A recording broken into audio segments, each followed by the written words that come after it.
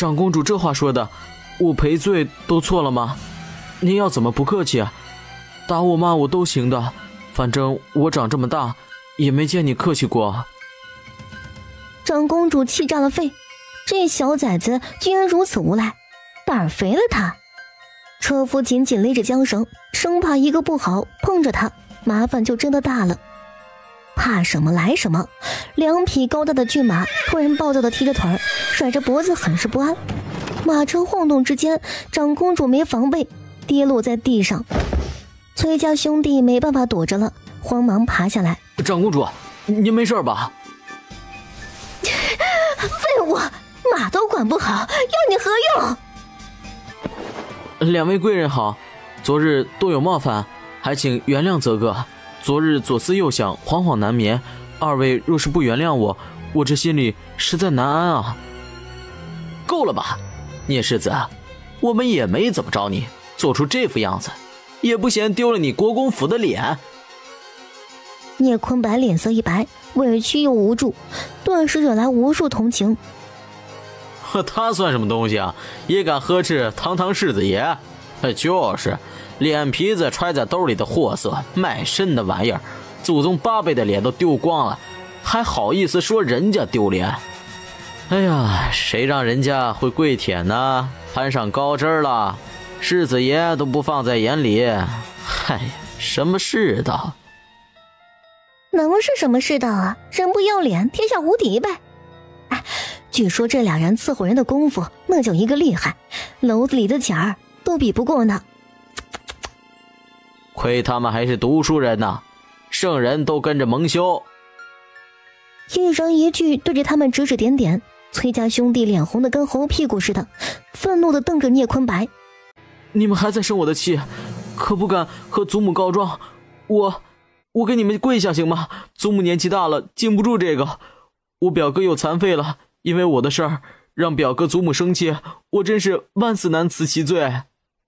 长公主眼睛瞪得老大，她要是真的跪了2个面首，皇上都要震怒，满朝文武都不会善罢甘休。够了，无需你赔罪。周围的百姓都看不惯，有那些大胆的嬷嬷见不得好好的少年被他呵斥，2个吃软饭的面首也配受了世子爷的跪？聂世子可舍不得，这样的阿杂货哪配得上呢？这种人简直不配做男人，欺人太甚了！我呸！别让老婆子见到你，见一次吐你一次！贱婢，你敢吐我，也非撕了你不可！婆婆，快走，别伤着了。姓崔的，你要打我，不准欺负旁人。婆子丝毫不怕，快来看看呀，长公主的面首打人了！小白脸儿吃软饭的货也敢当街打人，还有王法没有？你打，冲着老身这儿打，打死老婆子算你有种！周围的百姓大怒，你还敢打人？太不要脸了！不知道是谁起的头，烂菜叶子扔在他身上。让你欺负人！于是众人捡着什么砸什么，石头、牛粪满天飞，加上臭鸡蛋，甚至还有小孩的尿布片子。聂坤白看得直乐呵，还真是什么都敢砸呀！快保护长公主上马车！殿下，还有我们，不能带着他们，否则这些人不会让殿下离开的。他们做的孽，让他们自己受着。连累了长公主已经是大罪，快走！长公主脑子嗡嗡的响，已经没有思考能力，差点晕过去，跟做梦似的。出趟门而已，怎么会出这种事儿？此时哪里还顾得上她的心肝儿？车夫一挥马鞭，众人让开，冲出人群，留下绝望的崔家兄弟。叶坤白反倒是躲起来，站在一家铺子的牌匾后面，看着崔家兄弟被砸的那副惨样，缩着脖子替他们疼得慌，脸上的得意不止。这个办法真不错，让你们欺负我，活该！最后还是京兆府巡逻的人把他们解救出来，众百姓一哄而散，街上的人陡然一空，衙役傻眼了，什么情况啊？你们这些刁民敢砸我，我可是长公主的人，把他们抓起来，统统抓起来！抓谁呀？你跟我说该抓谁？随即翻着白眼儿，不就是个卖身求荣的软骨头吗？命令谁呢？崔阳环顾四周，店铺都关上门，鬼影子都没一个。不带这么欺负人呢，欺人太甚，没法活了呀。许是伺候长公主久了，把自己带入到妾室的位置，人也变得有些娘娘腔，听得衙役们浑身的鸡皮疙瘩。最后把人送回长公主府，说是回去调查。谁都知道这事儿没法查，法不责众，最后只能不了了之，拖着呗。不过这事儿还没完。第二天早朝，御史纷纷上奏章弹劾长公主，纵容面首欺凌权贵，以下犯上，行为恶劣，必须重罚。景佑帝头大，对长公主很是不满。你好好过你的富贵日子不行吗？非得搞事情。先是儿子打了云海侯的公子，又是面首欺负世子，这是要翻天啊！朕知道了，长公主算是后宫之事，朕回头让皇后处理，朕绝不偏袒。陛下，区区面首竟敢公然羞辱堂堂国公府世子，这是何等的目无尊赏，何等的嚣张张狂啊！他们哪来的胆子？无非是长公主的纵容。皇后处置长公主，臣等没意见，但是这两个伤风败俗、丢人现眼的面首，必须重重处置。爱卿说怎么处罚呢？每人重打50大板，以儆效尤。哼，治标不治本，那些奴才最会装样子。长公主若是拦着，谁敢真的下狠手打？他们可是长公主的心肝呢。长公主要是护着，奴才们能有什么法子？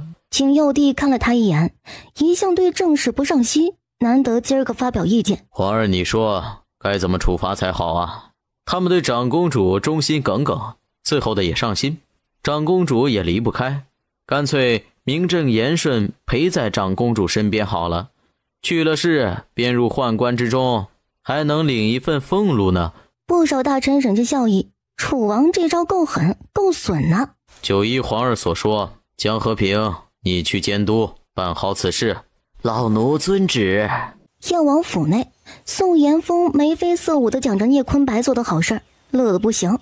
聂世子性情淳朴，大不像是能想出这个主意的人。他和萧二小姐一起吃的饭，会不会是……那还用说，二小姐最擅长扮猪吃老虎，示弱装可怜，肯定是她出的主意啊。不过是真有效，长公主这次又栽了大跟头，怕是要气死了呢。她最见不得不平之事，虽是女子，却有一副侠义心肠。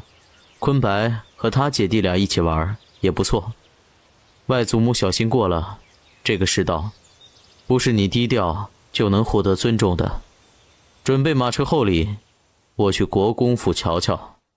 公主府，江总管带着人来传旨，长公主难以置信。什么？要把崔阳、崔梯给阉了？啊，不行，万万不行！我要进宫找皇兄去，他们做错了什么？要这么残忍的对他们呀？殿下，你可要救救我们兄弟啊！我们不要做太监，还不如死了的好。皇上下旨，你想死也要问问皇上答不答应。怎么着，你俩是在质疑皇上的决定吗？咱家这就带你进宫，和皇上亲自说道说道。借他们18个胆子也不敢，哭得更伤心了。殿下，咱家说句不中听的话，他们是犯了众怒，忘了自己什么身份。殿下确定要为了他们去惹怒陛下的吗？长公主自然不会，她的一切都是皇上给的。皇上若是厌弃了她，谁会把她一个出嫁守寡的长公主放在眼里呢？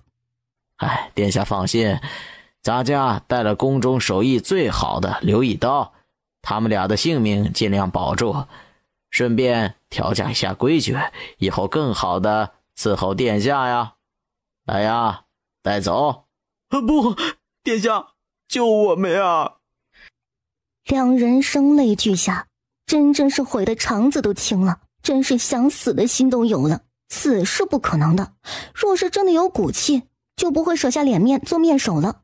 他们的哀嚎声像是刀子一般，一刀一刀割在长公主心里。这不仅仅是2个面首的事儿，而是皇上对她的敲打。宫府的小崽子一向老实，突然闹起来，要说没人指使，他是不信的。这个人除了自己那个好弟弟，还能有谁？来人，备马车，去燕王府。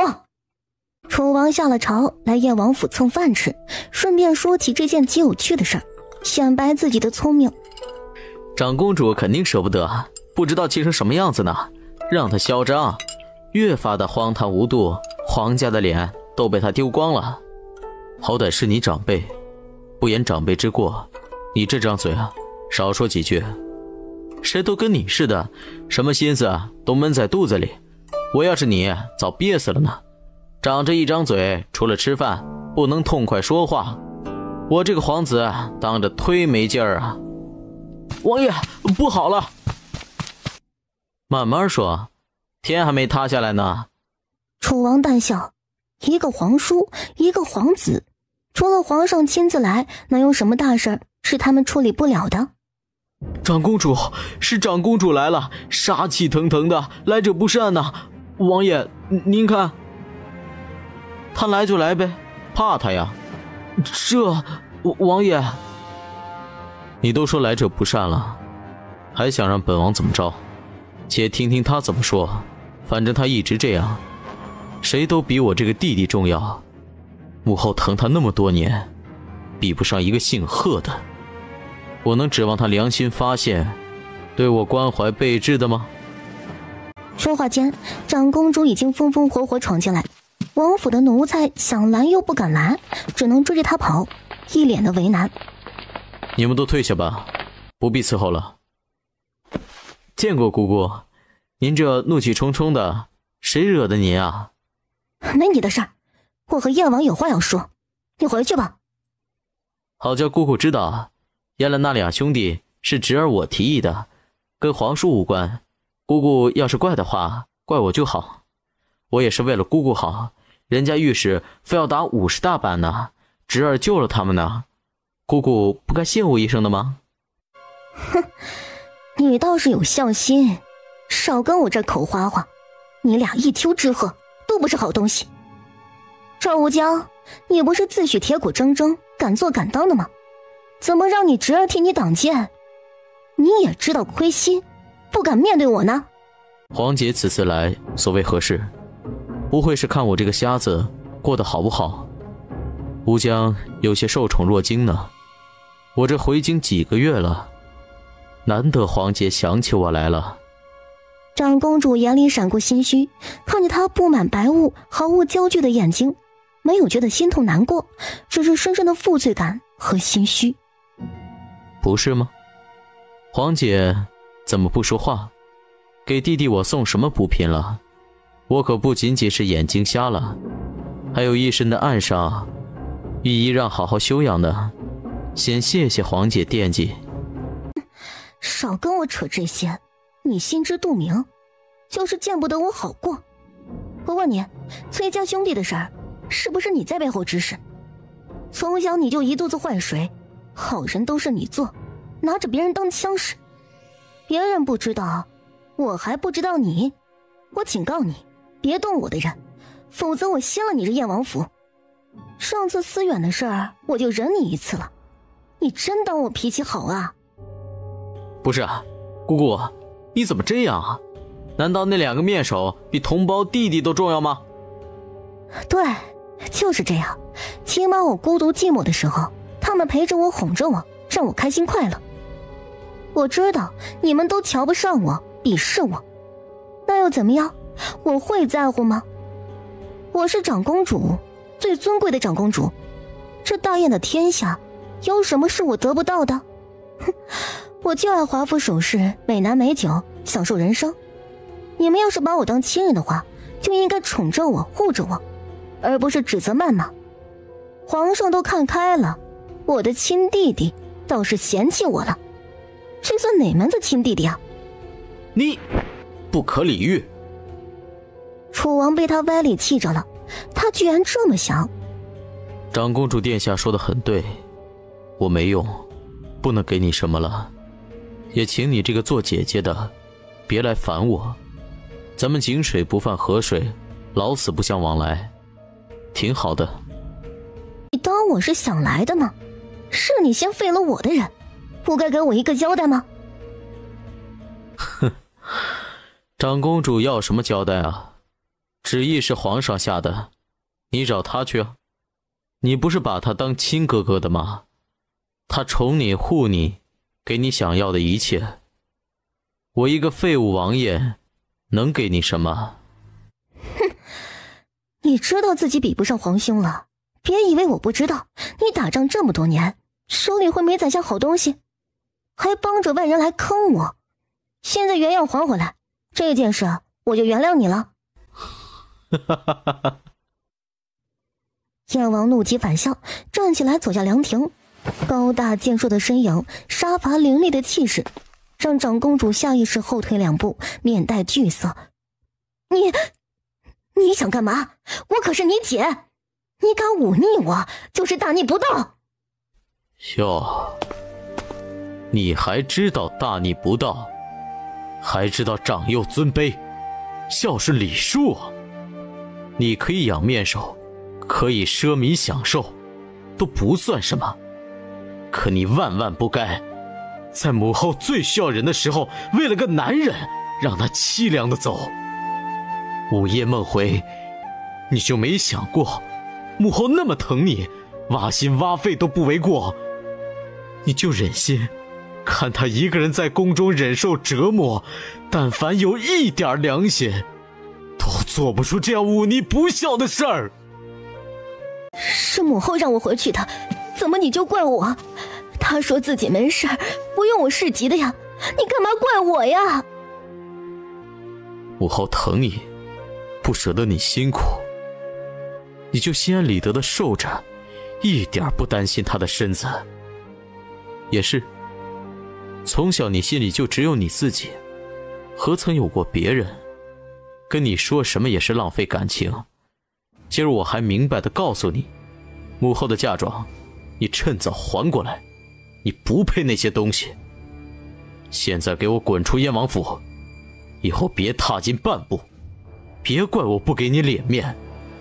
约束好你那个废物儿子，下次犯到我手里，腿给他打折了。你教不会他安分，我来教他。还有外祖家，外祖母有一点不好，你应该知道我的手段。现在，马上滚！一声低吼，犹如暴怒的雄狮，吓得长公主一屁股坐在地上，满脸惊恐。伺候的丫鬟赶紧扶着她，匆忙离开了。哪怕知道燕王瞎了，可背后还是如芒在刺，灵魂都能被他看穿似的。长公主彻底冷静下来，有些后悔走这一趟。从小这个弟弟就老成稳重，对他也很好，父皇那时候很宠他，赏赐的好东西大多进了自己的院子，从未对他有半句重话。燕王等他们离开许久，还站在远处，神色中满是悲痛和怀念。他荒唐糊涂了半辈子，何必为他气着自己呢？我不是气他，只是替母后不值。不说他了，去樊楼喝酒吧。好啊，顺便敲打他们一下。国公府的世子，他们也敢慢待，不想开了吧？说来也奇怪啊，到现在还不知道樊楼的东家是谁呢。咱们这样的身份都查不到，里面的水深着呢。那位都不在乎，咱们操什么心啊？一家酒楼而已，能翻起什么浪来？那倒也是，他家的酒水很烈，不像是江南那边的，倒是有些西北那边的味道。不会是西北安插在洛城的探子吧？楚王胡乱猜着，燕王没接话，这一家伙看似清风朗月、翩翩君子，其实是个话痨，一个人能说上半天。倒是跟自己2个下属有的一拼，有他在就没安静的时候。他们也是樊楼的常客，掌柜的亲自请他们上楼。燕王鼻子微微一动：萧二小姐是不是也来吃饭？王爷您怎么知道的呀？就在刚路过这个包厢呢，和夏家小姐一起逛街逛累了，吃饭歇歇脚。楚王更是眼珠子瞪得老大，他们自始至终在一起，从哪儿得来的消息啊？二小姐可否一起？本王请客，想来二小姐会给面子的。燕王心情大好，站在原地等掌柜的去请示。掌柜的进来说燕王要来，他一脸懵，跑出去一看，还真是燕王跟那个小白脸楚王。燕王殿下，你也来吃饭啊？快进来吧，我们刚上的菜还没吃呢。二小姐，你只看到皇叔，怎么不请我呀？这个啊，谁让燕王殿下太显眼了，你倒是像个跟班呢。不好意思，疏忽了。楚王殿下，一起哈。参见燕王殿下，参见楚王殿下。出门在外，无需多礼，坐吧。夏淑莹小心坐下，心中发苦，怎么把这2尊大佛给招来了？萧天爱倒是不受影响，问了2个人喜欢的口味，加了菜，像是好友聚餐似的。楚王殿下，我脸上有花，你老是看着我干嘛？萧小姐长得好看，本王忍不住多看2眼，小姐勿怪。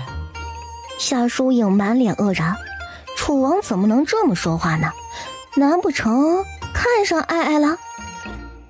楚王也很好看呀，小白脸似的。不是，你这什么形容啊？爷多有阳刚气息啊，哪儿像小白脸了？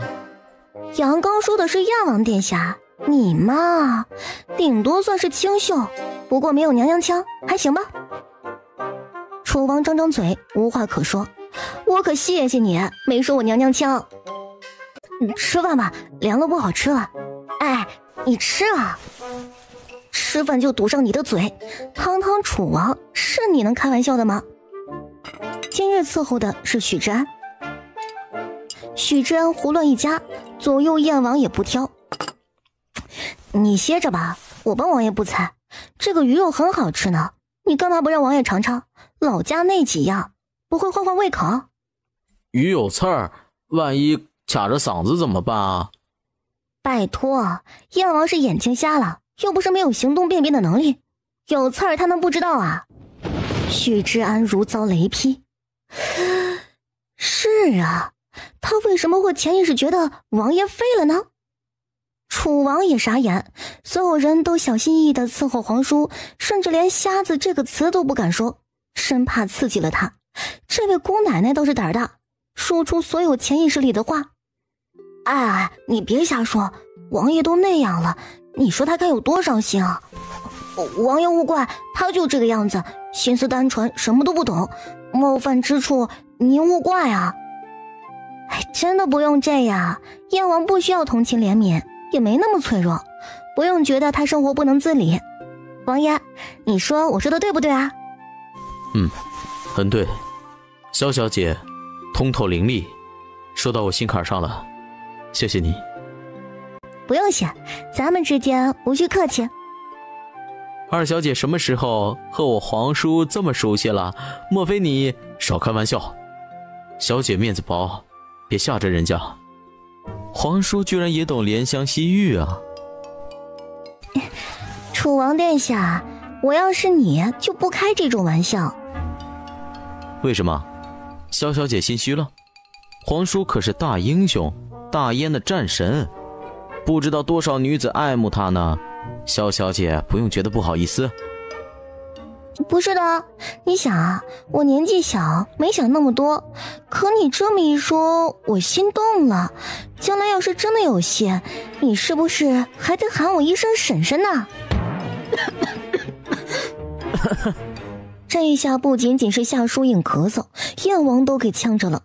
许志安更是惊为天人，冲他伸出大拇指。燕王彻底呆滞，她真的是养在深闺，大门不出二门不迈的千金小姐，这么大胆的话怎么说得出来？夏疏影都要吓死了，都想捂着她那张嘴，吃饭都堵不上，简直是语不惊人死不休。玩笑，开玩笑呢，食不言。哎，吃饭。萧小姐，人不可貌相，看来本王要重新认识你了呢。萧爱爱呵呵一笑，就差翻白眼了。口花花的男生最是花心。茶水重新沏上，撤下残羹，开始聊天。最热门的话题自然是长公主的面首被皇上阉了的事儿。只是燕王是长公主亲弟弟，这个话题不好说。夏疏影就说起1个月后秋猎的事儿，楚王来了兴致。皇上今年会去，你们这些小姐也能跟着，到时候我给你们猎一头大猎物来开开眼。狗熊吗？那玩意儿太凶，不会出现在猎场的，肯定被清理了。老虎还是野猪，要不然野狼？都不是。二小姐，你姑娘家怎么净想着这些猛兽啊？不该喜欢小兔子啊、狐狸啊这种小玩意儿吗？你说兔兔吗？那也算是大猎物。楚王，您对大猎物是不是有什么误解啊？大猎物说的是野鹿、山羊、獐子、狍子这些，野鸡、野兔什么的都是寻常。不是皇叔啊，跟他聊天咋就这么累呢？亏你能受得了他。所以燕王是大英雄，你是风流王爷呀？楚王气得要死，他诚心的吧？夏疏影忍笑忍得肚子疼，他怕楚王气出过好歹来，岔开话题。对了，哎，你会骑马吗？秋猎可是要骑马的，你能行吗？萧天爱还真不会，没来得及学。别着急，还有1个月，本王可以教你们。夏小姐会不会骑马呀？一起学吧。我多少会一些，爱就不大行了，胆小得很。我们学骑马，他连马都不敢碰呢。1个月的时间，我觉得够呛能学会。没关系的，我准能学会。咱们秋猎见，倒是需要做2件骑马装，我衣柜里没有，咱们下午就去做。我要红色的，如同烈火一般闪耀，骑着白马，想想就很美呢。你确定能学会骑马？你府里有白马给你骑？哎，聪明，肯定能学会。先做了再说。衣裳没有多的时候，小皮靴子也要几双。不知道霓裳阁有没有好的皮子？我那里有上好的皮子，从西北带回来的。你们量了尺寸，我让府里的师傅给你们做鞋子，保管结实舒服。谢谢燕王了。楚王啊，你可学着点儿，这样和女孩子聊天是娶不到媳妇儿的。切，我堂堂楚王会缺了媳妇儿？多少千金闺秀哭着喊着要嫁给我呢？哦，是吗？那你为什么还没有娶妻啊？世上女子千千万，想找一个情投意合、白头偕老的却很难。楚王张张嘴，想不出反驳的话，只好闭嘴。话题就此打住。夏疏影提出告辞，他们还要去做衣服。2位王爷也没摆谱，送他们出来。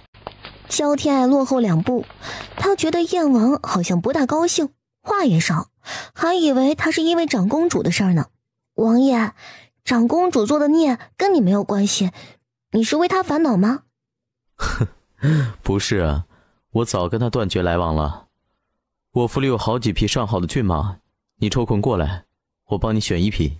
真的吗？太好了，王爷府里的马肯定是最好的，您可是大将军呢，弓马娴熟，有您指点着，下一个马术高手就是我了。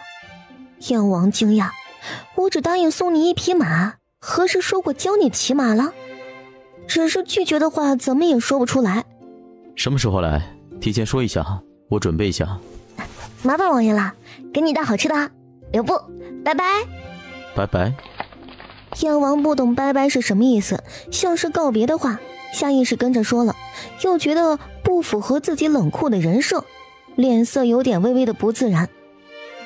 皇叔啊，我终于明白你为什么对香二小姐这么好了，真是个不一般的姑娘呢。想了一会儿，实在没什么形容词，只能这么说。确实挺不一般，或许是我救过她，她很信任我。更让我意外的是，她从未把我当瞎子看，是仅有的一个人。皇叔啊，你不会真的喜欢她吧？可别呀，你要是娶了她，我岂不是真要喊她婶婶？哎呦，她才多大呀，还没我大呢，我怎么喊得出来啊？瞎说什么呢？我都这么大岁数了，岂会祸害人家小姑娘？只是觉得她不一般，想帮她找个好归宿，护着一些，跟长辈一样。你这张嘴啊，真的该收拾了，换一个姑娘不得臊死啊？呵呵，是啊，谁家姑娘有她脸皮厚的？瞧着娇娇软软，其实一点都不软，那张嘴比我都厉害。皇叔偏心啊？没看她怼我好几次，你真舍得她嫁给别人啊？燕王不说话，眸光深邃。楚王看不懂，两个人都不说话，想着心事。两人心情大好，继续逛街，还需要去选一些搭配的首饰。突然，人群之中一阵骚乱。这是娶亲啊，瞧着不大热闹。穷人家这么办婚礼的吗？夏疏影觉得自己这个闺蜜有时候精明的厉害，什么都懂，可有时候又单纯的跟孩子似的，一些常识都不懂。什么娶亲呢？纳妾而已，还是不入流的妾，一顶小轿抬进府里。娶亲都会有新郎官的，代表对女方的重视。哦，这样啊，纳妾，懂了。师妹，你不能嫁，等等，你听我说，做妾没有出路的。快点走，拉拉扯扯像什么样子？这可是长公主府里的，能被贺少爷看上，8辈子修来的福气呢，总比你做戏子强100倍。你这什么师兄啊？是为了你好，还是想毁了你呀？妈妈，麻烦你稍微等一会儿，我和师兄从小一起长大，和亲兄妹一般，我就他一个亲人了，能得到他的祝福，我也好心伺候贺少。媒婆撇撇嘴，暗骂一声狐妹子，挥挥帕子。那就等你一炷香，大家伙儿走这一趟可不轻松啊。师妹，贺少不是良人，我可以去找淮南郡王爷帮忙，他最喜欢我的戏，肯定有办法的，你真的不需要作践自己的。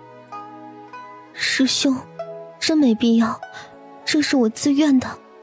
贺少还没有娶妻，我进府不用伺候奶奶，守着规矩，只要伺候好他，生下一儿半女，余生都有盼头了，别担心我会好好的。萧天爱看明白了，这是一个戏班子出来的戏子，长得真好看。都怪我没本事，保护不了你，我都懂，你是怕我脾气暴躁，平白丢了性命。姓贺的在后台都能玷污了你，能有几分真心啊？你能过得好才怪，我怎么能不担心？都是命，咱得认。现在这样也挺好，我该走了。师兄好好的，别让我担心。萧天爱看着都心酸了，又听说是贺思远做的孽，心里的火气突突的往上冒，真正是冤家路窄了，又碰上这个渣子。只是戏子在古代是下九流，地位甚至连妓女都不如，他欺负2个戏子，没人会帮他们出头的。这不是吉秀楼的商凤鸣吗？淮南老郡王很喜欢听他的戏，我去郡主府做客，听过几折子，唱的是真的好。可惜了，碰到姓贺的，太倒霉了。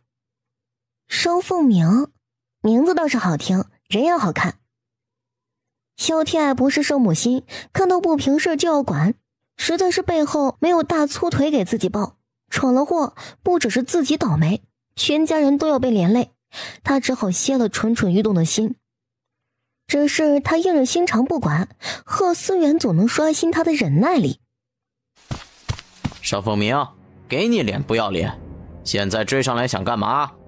老子今儿可以做主，问你一句，到底愿不愿从了贺少？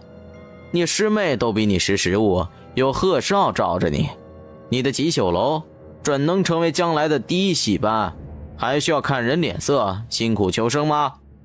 哈，贺思远真够恶心的，男女通吃的嘛！可闭嘴吧，走吧，别脏我耳朵。商凤鸣满眼的恨意，一口痰吐出来，狗腿子袖子一挡，好歹没吐在脸上，心中大怒。给你脸不要脸的东西，细胳膊想跟大腿斗，反了天了你！来人，给老子带走！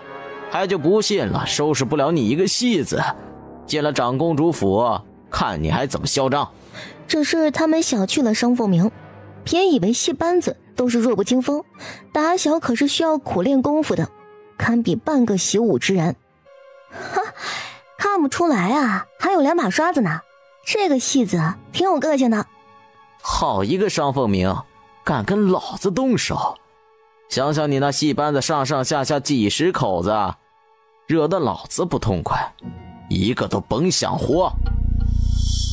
赤果果的威胁，偏偏还是事实。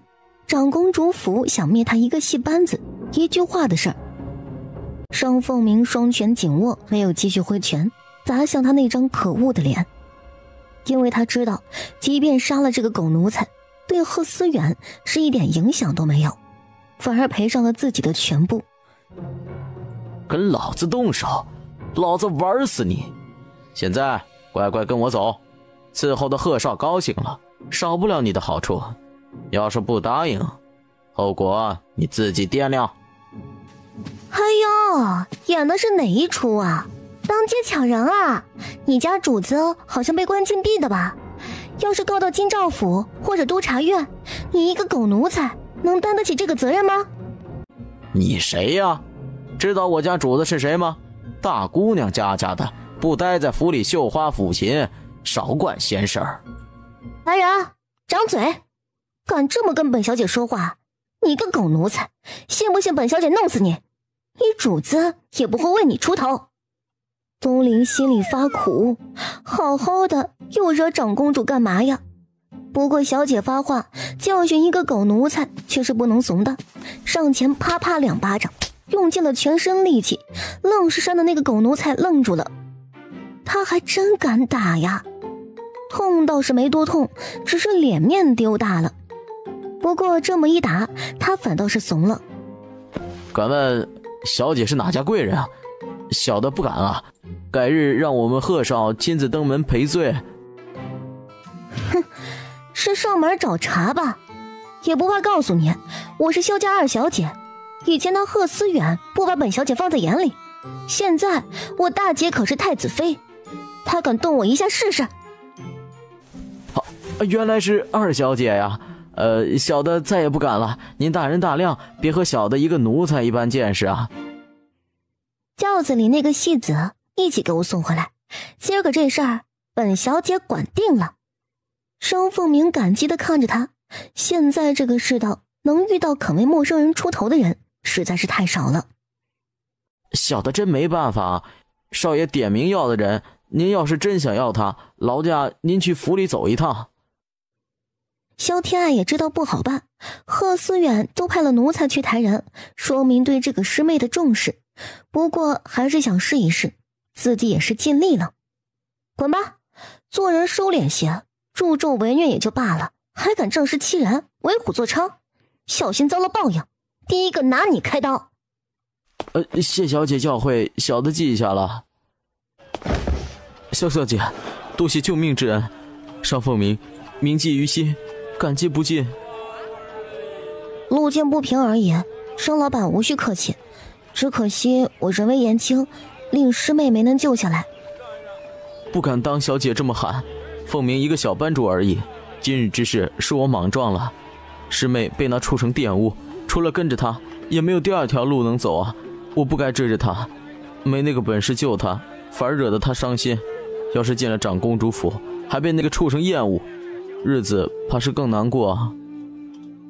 现在想想，那个畜生或许一开始就是冲着自己来的呢。师妹不过是替自己挡了灾，心中更是刀绞一般的痛。你以后打算怎么办？还能怎样？日子还得继续过。以后萧小姐需要我们集秀楼唱堂会，商凤鸣随叫随到，我也只能有这点用处了。告辞。等一等，以后遇到难处可以来侯府找我，商老板这么重情义的人也是不多了呢。谢谢小姐好意，凤鸣敏感妩内，感恩不尽。商凤鸣终于走了，萧天爱看着他的背影，眼神深邃。东陵都快急死了，小姐想什么呢？不会看上那个戏子了吧？这个念头一起，脸色惨白。老爷太太知道了，还不得气死呀！人都走远了，别看了。我说，哎，你干嘛为一个戏子出头啊？这下好了，彻底得罪惨了长公主府。哎，让我说你什么好呢？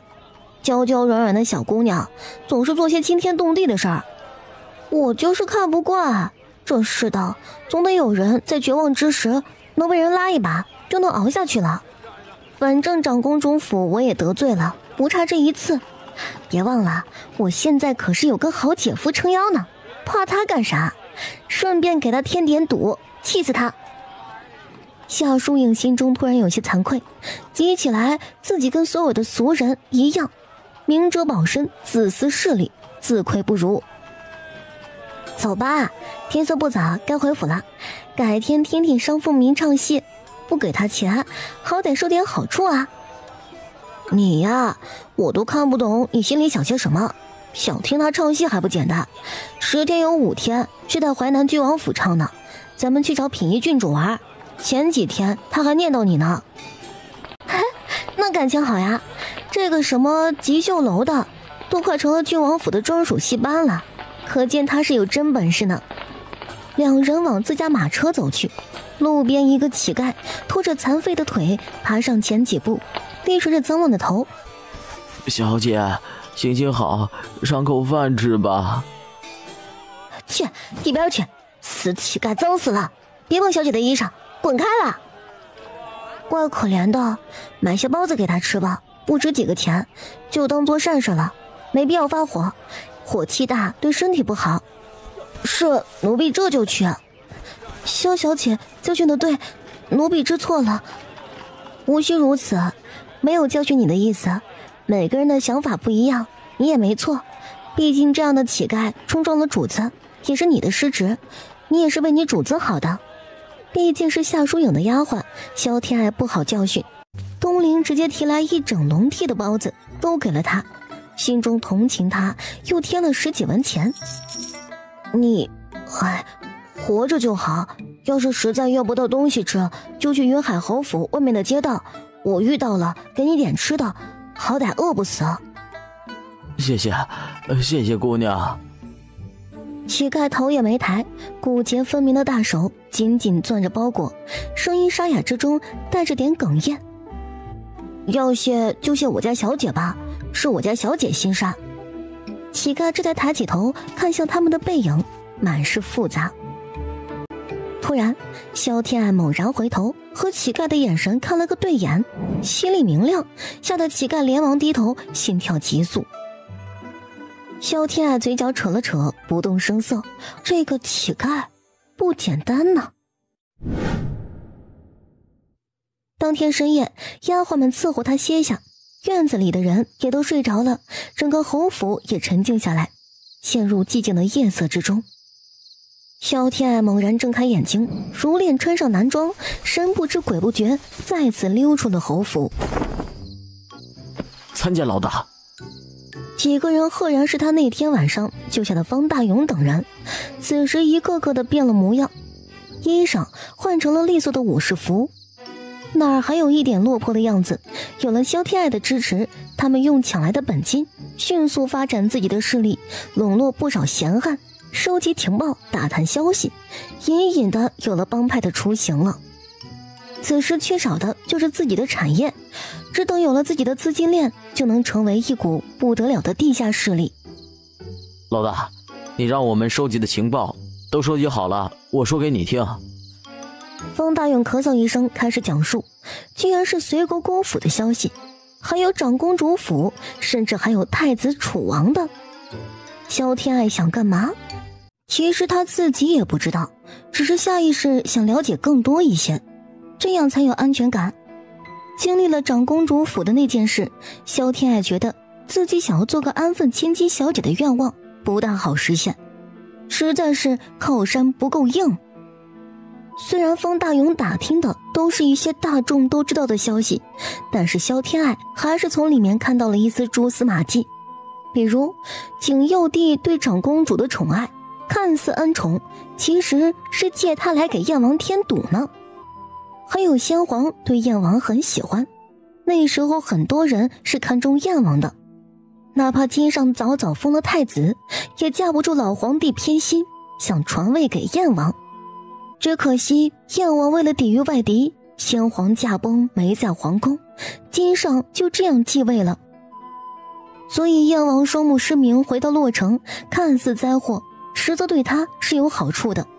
毕竟谁也不会拥护一个瞎子做皇帝，金上的忌惮少了许多，燕王才有富贵日子过。皇家可真乱。萧天爱听完只有这样一个念头，只有这样一个想法。方大勇讲完这些，说起最近发生的事儿。虎头帮那边约咱们讲述呢，老大，你看他们约在什么时间，地点定在哪儿啊？虎头帮，咱们找他们的麻烦，他们倒是不死心。怎么个讲法呀？你打探清楚了吗？讲述就是划地盘，收保护费，比如马场的贩子，码头上扛包的苦力，走江湖摆摊的下九流，甚至那些青楼赌场，都得给咱们孝敬。咱们用这些钱养活兄弟们，伤了死了的都需要抚恤，需要花的钱海了去了。萧天爱秒懂，谁的拳头硬，谁占的地盘就多，收的保护费就多。明天这个时辰吧，地方你来定，我来会会这个所谓的帮主有多厉害。啊，还有件事，帮我找一些可靠忠诚的护卫，我有用。武艺要高，人要讲义气，银子不是问题，30-50个就行了。方大勇是知道他的身份的，那次萧天洛被揍，府里的护卫没人护着主子，任由主子被欺辱，这样的护卫要来何用？萧天爱打算把二房的护卫都换成自己的人。30-50个难找，武艺高的心气儿傲，不肯屈居人下，一般身手的忠诚度不够，手下会尽量找的，这个急不得。宁缺毋滥啊！对了，城里的乞丐很多吗？他们是不是自成帮派？乞丐自然是多的，每年都有遭了灾的难民来城里讨生活，岂不知天子脚下更难生存，所以乞丐很多。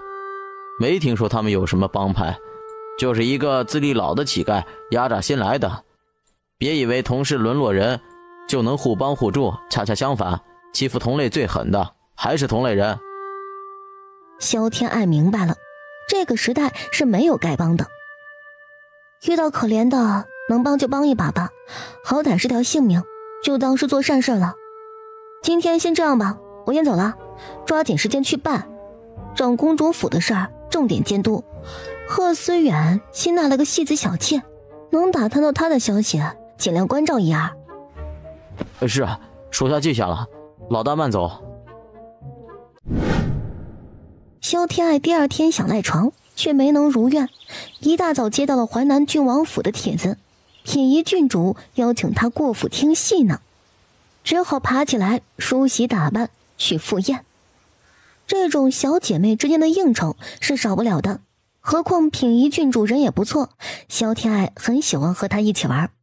你真够磨蹭的，都快50了，早知道我该去你府里接你了呢。出门遇到点事儿耽搁了，你要是来接我，咱俩都得迟到呢。果然攀上太子府，架子就是大了呢。萧儿，你大姐没来吗？萧天爱抬头，是颜玉娆，竞争太子妃的落败者，他家和屈从云是姻亲，又闹了一场，现在见面会有些仇人见面分外眼红的感觉。我大姐学规矩呢，皇后娘娘派了4个教养嬷嬷呢，整天忙得一点空都没有，所以一切宴请玩乐都给停了。没办法，太子妃可是未来的皇后娘娘，母仪天下，一言一行万人瞩目呢，可不敢粗心大意。哪像严小姐，侧妃就没那么严苛了，还能出来玩，真好呀。萧儿，你少得意，你大姐做的太子妃，你就不想想，你能找到什么好的夫君？有这么一个尊贵的姐姐压着一头，你的日子怕是要辛苦了。萧天爱不知道哪根筋不对了，冷不丁想起燕王那张俊朗冷清的脸，说是嫁给他就是太子的婶婶了，是他长辈，算不算压着他一头呢？只要太子一日不登基做皇帝，他就得一日给自己行礼。想想他便秘似的脸，感觉还挺爽的。多谢严小姐关心，我不在意的。大姐嫁得好，才能庇护我们这些妹妹，高兴还来不及呢。以后看谁敢欺负我，太子可是我姐夫呢。落城不说横着走，谁都要给我几分面子。谁要是敢不开眼的找茬，我就找太子姐夫告状去。平白得了这么大一靠山，我为什么要和姐姐攀比争抢呢？躺着就能赢，干嘛要自己奋斗？燕小姐，难道你们府里的姐妹都见不到姐妹嫁得好的吗？严玉饶一口气差点没上来，她还有脸说，在樊楼讹了屈家表哥无数宝贝，分明是想打自己脸，笑话自己没选上太子妃呢。严小姐脸色不大好呢，是哪里不舒服吗？可要好好调理身子，将来进了府，整天病蔫蔫的，怎么伺候主母呀？严玉饶肺都要气炸了，不带这么扎心的，尽朝自己的痛处戳。萧儿，别装得满不在乎的，我就不信你一点都不在意。萧天蓝可不是什么大度之人，姐妹情深的，不用跟我们演，谁还不懂姐妹之间那点事儿啊？我发誓，真的不在意。姐姐嫁给太子妃，我是10000分的高兴。我们府里真的是姐妹情深，难不成你们府里的姐妹跟仇人似的？严玉饶差点吐血，闲聊天而已，你他妈的发什么誓啊？聊什么呢？这么开心？天爱，你才来，我都问你几次了，快来看看我的新衣裳，漂亮吗？哇，很漂亮呀！也就是郡主能驾驭这么贵气的衣裳，我是不敢穿的，气场撑不住。天一郡主被他拍得咯咯直笑，跟下了蛋的小母鸡似的。郡主，我和疏影做了2件新式的骑马装，参加秋猎穿，你要不要看看？真的吗？赶紧跟我说说什么样式的。你这丫头，说起女红，你在这些小姐里面可是拔尖的呢。萧天爱不卖关子，画了图样给他看。品一郡主脑子里浮现出衣服做出来的样式，简直太喜欢了，恨不得马上穿上。你这小脑袋瓜怎么想的？以后你就是我亲妹妹，谁敢欺负你，我第一个灭了他。好呀，谢谢郡主啦，我可真的要抬出你的名号了呀！有郡主撑腰，我也是街上最霸气的仔仔啦。不用怕那些侯世子、公府世子，他们可讨厌了，总想欺负我呢。说的是屈从云的事儿，品一郡主也听到了，扫了严玉饶一眼，吓得他连忙低头行礼。萧天爱，你还敢告状，十足的小人！就这么说定了，本宫罩着你。玉台子上突然铿锵声大响，满场子长矛飞舞，武生翻着跟头，极其考验戏子的功力。萧天爱都被吸引了，上了妆的戏子都是一个样。萧天爱看了好一会儿，才找出商凤鸣。他的眼睛更清亮，动作更敏捷，怪不得能轻松撂倒几个奴才呢。啊！诸位小姐们唰的扭头，神色复杂的看着他。不能叫好的吗？以前没关心这些，不大懂。他是真不懂，心中吐槽：你们齐刷刷扭头，胆子小的都要被吓着了呢。天一郡主越发喜欢他的真性情。没有这个规矩，不过小姐们要矜持稳重，大呼小叫的，成何体统啊？这样啊，没坏了规矩就行了呗。看戏跟哑巴似的，多没劲儿啊！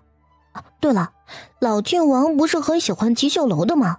为什么不养在府里，做你们郡王府的私人戏班子？吉秀楼是老班主一手创下的，立志打造洛城第一戏班。商凤鸣让他看到了希望，只是没等到那一天，人就没了，留下遗嘱，希望商凤鸣能把吉秀楼发扬光大。所以我祖父也不好勉强人家进入郡主府呢。原来是这样，老郡王仁义，只可惜了商老板的师妹被贺思远给糟蹋了，好可怜呢。你怎么会这么想？难道不是吗？贺思远的小妾能有什么好下场？哼，那女戏子可不是什么好人，你可别被她给骗了。戏班子的规矩，很少有女子唱名角的，偏生这个彩云是个例外，在吉秀楼里也算是二把手了，可见他的手段。要是仅此一项也就罢了，他借着进府的机会没少勾搭我大哥，不是个安分的。贺思远那个人荤素不忌，稍有点姿色的就走不动道，最好上手。天知道两个人是怎么回事啊！萧天爱傻眼，想起那天小师妹含泪连连依依不舍的可怜样，合着是朵小白莲加绿茶呀，真是浪费了自己的一腔感情。商老板知道吗？哎呀，你对商老板关心过头了吧？我可提醒你，这些戏子连人多个闷子打发时间也就是了，走得太近了，对你的名声可不好。萧天爱明白了，堂堂郡主哪会管一个戏子那点闲事儿？谢谢郡主提醒，我也是刚认识，跟贺思远沾上关系，才多问几句呢。我当然知道你是有主意的，只是怕那些心眼不干净的往你身上泼脏水。闺阁小姐看似娇贵，其实规矩多着呢，我都得小心，何况是你。萧天爱笑得真诚，谢郡主，我知道你是为我好呢。别嘴上说谢，改天替我画几套衣服的样子，算是回报吧。启禀郡主，针线房那边有几个细节看不懂，可不可以请萧小姐过去指点一二？哎，到了你表示感谢的时候了，劳驾你走一趟。好说，小事而已，不过午膳记得给我留着，不许抠抠我的肉肉。知道了，贪吃鬼。萧天爱跟着嬷嬷去了针线房，有点偏远，他倒是脸不红气不喘，东林有些撑不住，萧天爱就让他找个水榭等着，他回来再喊他一起走。针线房的管事嬷嬷亲自迎出来，问了几个细节，萧天爱也没私藏，毫无保留地指点一番，绣娘们才茅塞顿开，夸了一车的彩虹屁，萧天爱才脱身离开。府里因为开席宴人手不大够，原本领路的嬷嬷被人叫走了，萧天爱谢绝了针线房派人送自己，他还记得路，没必要非要人送，自己一个人走反而更自在，没必要时刻端着小姐的仪态。瞧着枝头上好看的花儿，还蹦出来摘下一只，偶尔逗逗蝴蝶，撩撩蜜蜂，像只活泼的小兔子。哼。一个男子的轻笑让他连忙收敛，花儿枝也扔进草丛里，规规矩矩地站好。惊扰了小姐，小姐勿怪，你继续，在下只是路过。倒是让公子见笑了，是小女子失仪了，抱歉。公子随意，小女子告辞了。小姐稍等，不知道你是哪家府里的小姐，可否告知姓名，相逢即是有缘呀。哦吼，被人问名字，这是对自己有意思？矜持，必须要矜持。不敢当公子询问，只是私相授受不大合适吧？是在下唐突了，小姐勿怪，小姐慢走。哎呀，这一出公子小姐的，跟戏本子上演的才子佳人一般，好欢喜，好羞涩呀！萧天爱僵硬着手脚离开。且慢，那边是往前院去的路，小姐迷路了吗？是吗？萧天爱一脸迷茫，一条条的路瞧着差不多，是迷路了吗？宋小姐，你是来赴宴的吧？随我来。没法子，只好跟着人家公子屁股后面走了。他倒是希望并肩而走，可惜不合礼数。好烦呢，遇到祸水难言不能撩，什么世道？小姐，小姐！没走多远，碰到来找他的东陵。我在这儿呢。谢公子引路，到此。提着裙子跑向东陵，满心冒着粉红泡泡，眼瞅着快要到冬天了，怎么还能春心萌动呢？东陵看着小姐红润的脸蛋，水漉漉的眸子，心中哀嚎，这是对人家公子看上眼了？也不知道是哪家的，真是太好看了，他瞧着都脸红呢。东陵忍不住回头，又看了那个公子一眼，他居然还没走，还冲着东陵点点头，吓得他慌忙回头，那位公子是哪家的少爷啊？我哪知道？你跟人家走半天，居然连是谁都不知道。你们不总是教我矜持含蓄的吗？哪家大家小姐直接问人名字的？所以我就没问。他倒是问我了，我也没回答。我聪明吧？东陵看傻子似的看着他，心累得不行。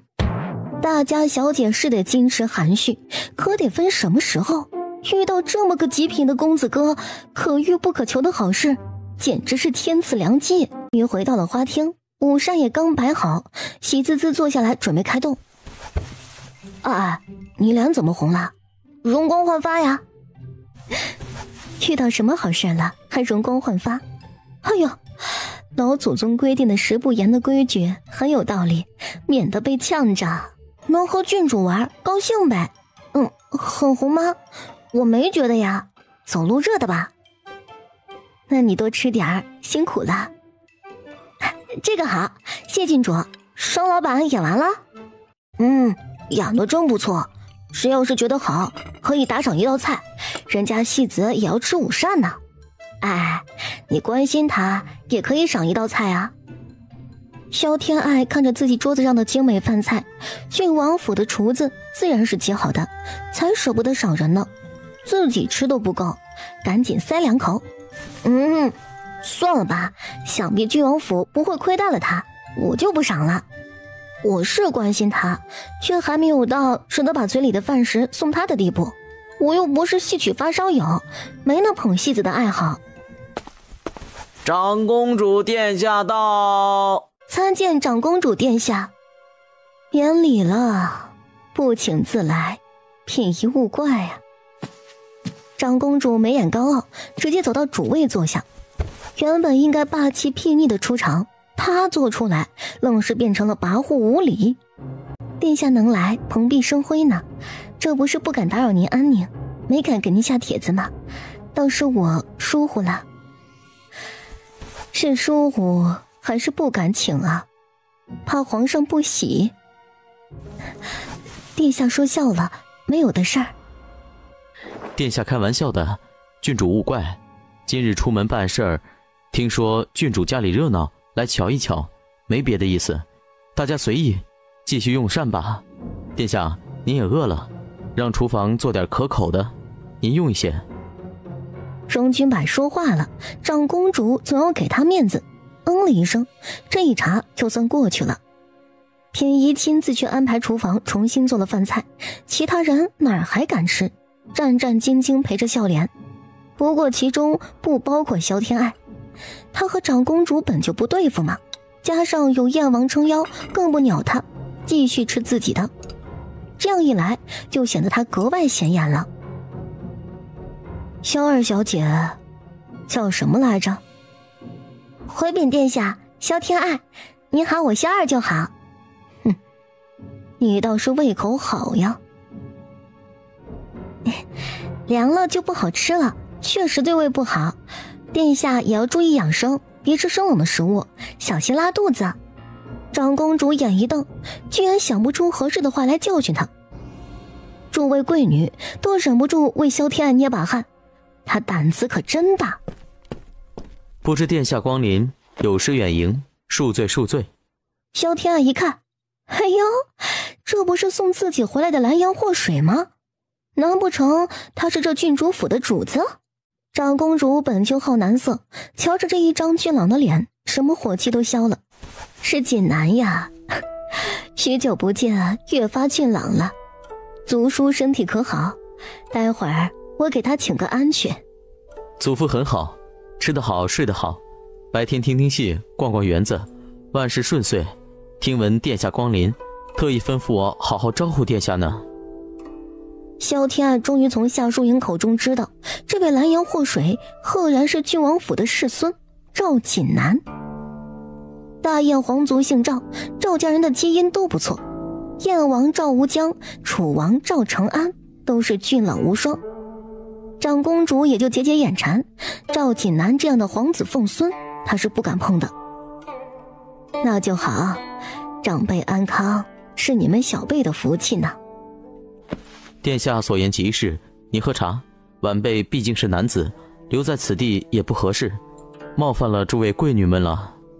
你呀，就是爱讲究。这么多人在呢，大大方方的聊聊天，说说话，谁能传出什么闲话来？留下来陪陪我家君摆。今日他谋了个6品的编修差事，庆祝一番。赵锦南面色微变，他堂堂郡王府的世孙，和一个戏子出身的面首道贺，他也受得起，只是长公主的面子不能不给。恭喜荣公子了。不敢当，有机会向世孙请教一二，世孙的学问也是1等1的好。几位大儒多有赞扬。好说好说。萧天爱看看这个看看那个，极为下饭。怪不得长公主喜欢养面首呢，换做她能无视礼法教条，也想养了。别改日了，今日就讨教一番。来的时候路过百宝阁，淘换了几样好物件。君白，让锦南帮你长长眼，他在文玩古董方面研究颇深呢。还请世孙指教，在下在文玩一项确实不足，先谢过了。好说，略懂一二，献丑了。下人捧上一个红木漆盘，铺着同色的细绒布，摆着一块巴掌大的玉佩，光泽莹润，瞧着就不是凡品。汉白玉的质地，雕工细腻，是扬州雕工，大气中透着婉约，不错，最少值500两银子。赵锦南碰了一下，就把玉佩的来历说了个清楚。还真是的呢，君白眼光不错，瞧着好看就买下来了。萧天爱坐的位置恰好看清楚，不自觉地撇撇嘴，恰好被赵锦南看到了，眼神一动。这位小姐可是有话要说？唰的一下，众人的目光再次齐刷刷看向他。我不大懂，你们继续啊。让你说你就说，畏畏缩缩，一副小家子气的样子。好歹有个首富的外祖家，不该没见过好东西啊。说我就说我外祖家就过分了。萧天爱心中骂着他，故意找茬呢。那我随便一说，哪里说错了？长公主别生气啊。玉是好玉，雕工也是上乘，但是雕刻着3条鱼呢，双鱼相对，中间还挤着一条小的，它不挤得慌吗？这不就是说多余吗？寓意不好，像是哪个正室夫人埋汰小妾，暗示她多余呢。众人一瞧，哎，还真的是呢。图案都讲究吉祥，图个好彩头，是在下疏忽了。小姐说的对极了，敢问小姐名讳？我就不用自我介绍了吧？又回到之前的院子里的话题，这一次他是正大光明的问：小女子云海侯府2房嫡女萧氏天爱，见过世孙。萧小姐好，赵锦南，受教了，多谢小姐解惑。长公主看他们眉来眼去，心里不爽。继续下一个。这次端上来的是一串佛珠，据说是高僧开过光的，包浆浓郁，触手生温，极为适合年长的老人。